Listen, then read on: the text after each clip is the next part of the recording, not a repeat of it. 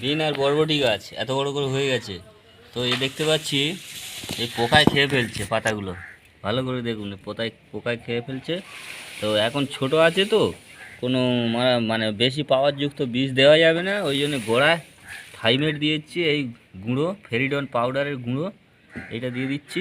এর উপরে আপাতত গ্যামাক্সিন দিয়ে দেবো, পরে বড় হলে তখন বীজ স্প্রে করব।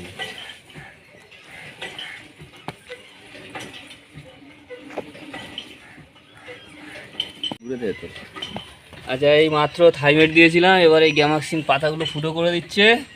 এই দেখুন এই পিঁমড়ে পোকা। তো এই গ্যামাক্সিন দিলে আপাতত ছোটো গাছ যেহেতু গ্যামাক্সিন দিলে পোকাগুলো মরে যাবে। গ্যামাক্সিন বা ফলিজল পাউডার। চলো, গাছগুলো সব সার এবং থাইমেট দেওয়া হয়ে গেছে। এবার বাবা এগুলো জল দিয়ে